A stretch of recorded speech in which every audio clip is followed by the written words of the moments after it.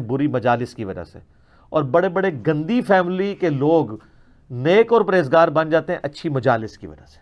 تو ایسی مجالس کو اڈاپٹ کریں کہ جہاں پہ اچھے لوگ ہیں ان کے ساتھ اپنا تعلق رکھیں تاکہ آپ کی تعلیم بھی چلے، اور ایسے ہی لوگ پھر بعد میں یعنی اپنے ماں باپ کے لیے بھی دنیا اور آخرت میں سرخوری والا معاملہ کر سکتے ہیں۔ ٹھیک ہو گیا جی؟ جزاک اللہ۔ علی بھی اگلا سوال ہے، نماز استسقاء کسے کہتے ہیں اور اس کو پڑھنے کا سنت طریقہ اور وقت کون سا ہوتا ہے؟ پلیز وضاحت فرما دیں۔ نماز استسقاء تو مسلمانوں کو پتہ ہی ہے کہ جو بارش کو مانگنے کے لیے اللہ سے دعا کی جاتی ہے۔ سورہ شورہ میں ہے نا، وَهُوَ الَّذِي يُنَزِّلُ الْغَيْثَ مِن بَعْدِ مَا قَنَطُوا وَيَنشُرُ رَحْمَتَهُ، وہی اللہ ہے جو انسان پہ مایوسی چھائی ہوتی ہے اس کے بعد وہ رحمت کی شکل میں بارش بھیجتا ہے۔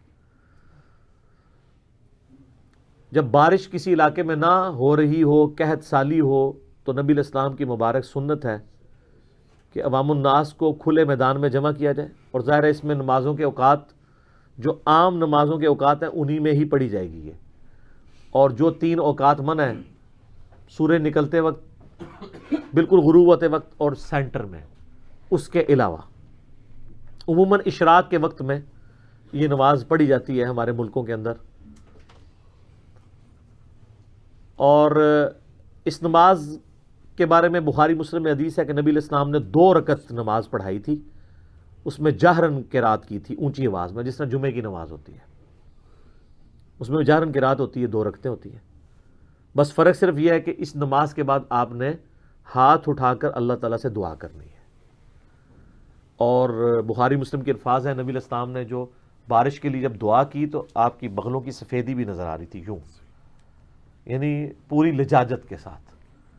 بخاری مسلم میں الفاظ ہیں، آپ نے فرمایا اللہ ہمیں ایسی بارش عطا فرما جو نفع بخش ہو، ہمارا اناج اگا دے، ہمارے لیے نقصان دہ نہ ہو۔ بڑے بڑے پیارے الفاظ ہیں، وہ آپ مشکات کی پہلی جلد میں نماز والے چیپٹر میں سیکنڈ لاسٹ چیپٹر آپ کو نماز استسقاء کا ملے گا، اس میں وہ ساری دعائیں بخاری مسلم کے حوالے سے اور ابو داؤد ترمذی کے حوالے سے مل جائیں گی۔ حتیٰ کہ نبی علیہ السلام کی مسلم شریف میں حدیث ہے کہ نبی علیہ السلام نے جب ہاتھ نیچے کیے تو آپ علیہ السلام نے پھر یوں اشارہ کیا، ہتھیلی نیچے کر دی اور یہ والا سائیڈ اوپر کی طرف، اور فرمایا کہ یعنی وقت بدلنے کا وقت آ گیا، یعنی اسی وقت بارش شروع ہو گئی۔ تو اس کے بعد جب بارش شروع ہوئی تو نبی علیہ السلام نے اپنی چادر بھی ہٹا دی، اپنے جسم پہ ڈائریکٹ بارش پڑنے دی۔ تو صحابہ نے کہا یا رسول اللہ، آپ فرمایا یہ نہیں ابھی اپنے رب کے پاس سے آئی ہے۔ تو نبی علیہ السلام کے ایک محبت کا ایک جذبہ تھا۔ تو اس میں ساتھ یہ بھی ہے کہ نماز استسقاء کے لیے آپ کسی نیک آدمی کو بھی ساتھ لے کے جائیں، کیونکہ صحیح بخاری میں 1010 نمبر 1010 نمبر حدیث ہے کہ انس بن مالک کہتے ہیں کہ سیدنا عمر کے دور میں جب کبھی قحط پڑ جاتا تو سیدنا عمر فاروق رضی اللہ تعالیٰ عنہ عباس ابن عبد المطلب کو لے کر نکلتے باہر نماز استسقاء کے لیے، اس کے بعد دعا کرتے کہ اے اللہ پہلے ہم تیرے نبی کو لے کے آیا کرتے تھے، ان سے دعا کروایا کرتے تھے، وہ ہمارا وسیلہ تھے، اب ہم تیرے نبی کے چچا کو لے کے آئے ہیں، ان کی دعا کی برکت سے ہم پہ بارش نازل فرما۔ اور انس بن مالک کہتے ہیں جب کبھی بھی ایسا ہوتا تو بارش نازل ہو جایا کرتی تھی۔ تو نیک لوگوں کی دعا کی برکت سے بارش مانگنا اللہ سے، یہ صحابہ کرام کی سنت ہے۔ اچھا، اب ضروری نہیں ہے کہ بارش ہو جائے تو وہ نیکی ہے، ہو سکتا ہے کسی اور کی وجہ سے ہوئی ہو۔ وہ صحیح بخاری میں آتا ہے نا کہ ایک وقت کے پیغمبر نکلے نماز استسقاء کے لیے، تو انہوں نے دیکھا ایک چونٹی جو ہے وہ یوں ہاتھ اٹھا کے دعا کر رہی ہے، تو واپس آ کے انہوں نے کہا یہ اللہ سے دعا کر رہی ہے، بارش ہو جائے گی۔ تو وہ بارش تو اللہ وہ نہیں، ہر ایک کوئی اپنا ہی کریڈٹ لے سکتا ہے کہ یہ اس کی وجہ سے ہو گئی ہے، اس کی وجہ سے ہو گئی ہے، وہ تو اللہ کی مرضی ہے۔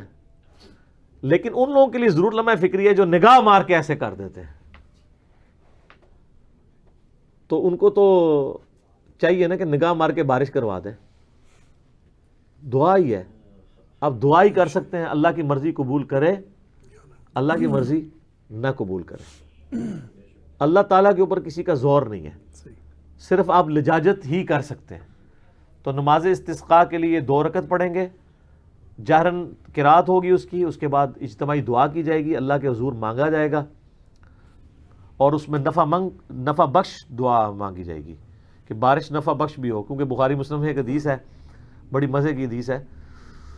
جمعے کے خطبے کے دوران ایک شخص کھڑا ہوا کہ یا رسول اللہ ہلاک ہو گئے مویشی, بھوک سے پیاس سے مر رہے ہیں, بھوک سے اس لیے کہ بارش نہیں ہو رہی تو غلہ نہیں اگ رہا, آپ اللہ کے حضور دعا کریں بارش ہو جائے.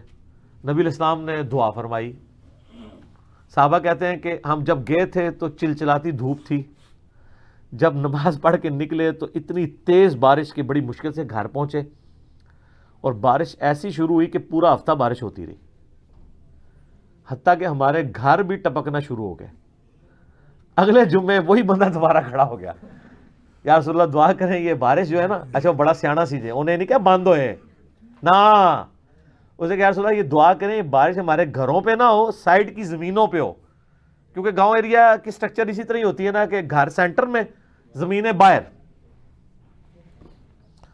تو بخاری میں الفاظ ہے, نبی علیہ السلام نے دعا فرمائی, آپ نے یوں انگلی سے یوں بادلوں کو اشارہ کیا تو بادل پھٹنا شروع ہو گئے, اور ارد گرد مدینے کے ارد گرد زمینوں پہ بارش ہوئی, اور جو شہری علاقہ تھا جہاں پہ مکان تھے وہاں پہ بارش نہیں ہوئی. تو باقی یہ جہاں پہ ٹیکنالوجی کا آپ یوز کر سکتے ہیں تو وہ بھی کرنا چاہیے. جس طرح کیمیکلی اب یہ چیز پاسبل ہے کہ آپ جہاں پہ ممکن ہو, ہر جگہ تو ممکن نہیں ہے کہ مصنوعی طور پہ بارش مینج کی جا سکتی ہے اگر بادلوں میں پانی ایویپوریشن کا اتنی فارم میں ایگزسٹ کرتا ہے. تو یہ کوئی قدرت کے کام میں دخل اندازی نہیں ہے, اللہ نے انسان کو عقل دی ہے, اللہ نے انسان کو عقل دی, انسان نے ڈیم بنائے, اللہ نے انسان کو عقل دی تو نہری نظام کے ذریعے ان جگہوں پہ پانی پہنچا دیا جہاں پہ کوئی تصور بھی نہیں کر سکتا تھا. آج پاکستان میں کئی علاقے ایسے ہیں جو ایکسپورٹ کا ہب بنے ہوئے ہیں. یہ آپ کا جو سرگودا ہے کنو پوری دنیا میں جا رہا ہے, کسی زمانے میں بنجر ہوتا تھا, یہ جناب گوروں نے اس وقت جو یہ نہری نظام شروع کیا ہے اور پانی وہاں تک پہنچا ہے تو اس کی وجہ سے یہ سب کچھ ہو رہا ہے نا. تو یہ انسان کو اللہ نے عقل دی ہے کہ انسان اس ایکوائرڈ نالج کے ذریعے چیزوں کو حاصل کرے, اس کے بعد اس کو انسانیت کی بہتری کے لیے استعمال کرے. ڈیمز کا بنانا, نہروں کا رواں کرنا, یہ اسی میں سے ہے. اور یہاں پہ ہمارے ملک کے اندر تو فلڈ واٹرنگ ہو رہی ہوتی ہے, باہر کے ملکوں میں تو آپ اگر دیکھیں تو بالکل جسٹ وہ جس طرح بارش کے قطرے تھوڑے تھوڑے اس طرح وہ پانی ڈالتے ہیں. یہاں تو جناب ٹیوب ویل لگا دیں کھول دیتے ہیں پانی. اچھا اکثر آپ نے سنا ہوگا یہ چاول دنیا میں اچھا جو ہے وہ پاکستان سے باہر ایکسپورٹ ہوتا ہے, اس لیے کہ سر چاول کو جتنا پانی چاہیے نا وہ پاکستان ہی چاہیے. گورا اتنا پانی دے سکتا ہے, ان بیچاروں کا اپنا پانی بڑی مشکل سے پورا ہوتا ہے اور باقی ان کو پروسیس کر کے لینا پڑتا ہے. ہمارا تو ہزاروں ڈیمز ہم صرف پنجاب کی زمین کے نیچے سے نکال رہے ہوتے ہیں. اس لیے ساری دنیا میں سونے کی چڑیا سب کانٹیننٹ ہے, ایویں نہیں دنیا کی ساری آبادی یہاں بیٹھی ہوئی اس پورے ایریے میں. لوگوں نے صدیوں سے لرن کیا ہے کہ اگر دنیا میں کوئی رہنے کے قابل جگہ ہے نا تو وہ یہ ہے جہاں پہ زمین بھی اگاتی ہے, سارے ریسورسز اویلیبل ہیں. اس لیے دنیا میں جتنے بھی بادشاہ ہوئے ہیں نا اللہ کے فضل سے وہ سب کانٹیننٹ کو ضرور فتح کر کے گئے ہیں. چاہے سکندر اعظم ہو, سکندر اعظم تو جیلم بھی آیا ہے, جیلم وہ دی گھوڑی کا نام ہے, اس کی گھوڑی کا نام تھا جیلم, اور یہ اس کے گھوڑوں نے یہ کھیوڑا کی کانیں بھی دریافت کی تھی نمک کی, جو آج تک آپ جناب نمک رہتی دنیا تک اتنا نمک ہے الحمدللہ. تو پھر آپ گوروں کو دیکھیں, وہ بھی ادھر آئے ہیں, ان کا تو دل نکلنے کو نہیں تھا کرتا. لیکن سر میں کئی بار بڑا دکھی ہوتا ہوں. 1857 میں گوروں کو مکمل غلبہ ہوا یہاں پہ, اور 47 میں وہ یہاں سے چلے گئے. 90 سال 90 سال وہ بڑی مشکل سے بنتے ہیں. ظاہر ہے غلبہ ہوتا ہی تو ان کے پاس سب کچھ نہیں آ گیا ہوگا, لیکن اس 90 سال میں انہوں نے سب کانٹیننٹ کو وہ کنٹریبیوٹ کیا ہے کہ عقل دنگ ہے. ریلوے کا پورا نظام آج تک وہی ہے, آپ صرف پٹریاں چینج کر رہے ہیں, ٹریک انہی کے بچھائے ہوئے ہیں اس زمانے میں. اور دنیا کا سب سے بڑا نہری نظام آج بھی, آپ ذرا نہروں کو دیکھیں, پھر ان کے نیچے سے جو راستے بنائے ہوئے ہیں اور جس طریقے سے وہ مینج کیا ہے, عقل دنگ رہ جاتی ہے. پھر انجن چلا دیے تو آڑے بزرگ صرف انجن روک دے ہی رہے ہیں, چلے کوئی نہیں کرا کرو, کہتے جناب وہ ایک سٹیشن سے انجن نہیں سی رکتا. اچھا کوئی نہیں ان سے پوچھتا کہ تواڈے بزرگ انجن روک دے ہی سن, انجن بڑھایا تھے کوئی نہیں. ان کے سارے حج عمرے اسی کے اوپر ہوتے تھے نا. پہلے آپ کو پتا نا جب حج عمرے کے لیے اگر سپوز ہمارے پنجاب سے کسی نے حج پہ جانا ہوتا تھا تو پیدل تو 4 مہینے لگنے ہیں، تو وہ بحری جہاز سے جاتے تھے 1.5-2 ہفتوں میں. تو بحری جہاز تک پہنچنے کے لیے کراچی جانا پڑتا تھا، تو کراچی کے لیے ٹرین استعمال ہوتی تھی، سٹیم انجن. یہ چھانگا مانگا کے جو جنگل ہیں یہ کیوں بنائے گئے تھے؟ وہاں پہ لکڑی اگائی گئی تھی سٹیم انجنز کے لیے. تو ڈیزل انجن تو بعد میں آئے نا. تو لوگ جو ہیں وہ یہاں سے بیٹھ کے وہاں جاتے تھے، پھر وہاں سے یہ بھی فاصلہ ان کا بچتا تھا. تو آپ کے بزرگ صرف یہ کرتے تھے کہ وہ انجن روک لیتے تھے، ٹھیک ہے، اور پھر کہتے ہیں جناب وہ انجن ہے پٹری تے انجن چھالا مار دے اگے نہیں ٹرتا. کون روک سکتا ہے؟ جس کو یہ پتہ نا انجن روک سکتا ہے. میں تو کہتا ہوں آپ یعنی امت پہ مہربانی کریں کہ سارے بزرگوں کو پٹری پہ لٹائیں، انجن ہم لے کے آتے ہیں، روکیں. ون ون سچویشن ہے نا، کہانی ہے نا، ون ون سچویشن ہے. اگر تو روکنے میں کامیاب ہو گئے تو سارا ملک آپ کے فرقے میں آ جائے گا، اور اگر شہید ہو گئے تو شہید ہوئے ہوں گے نا.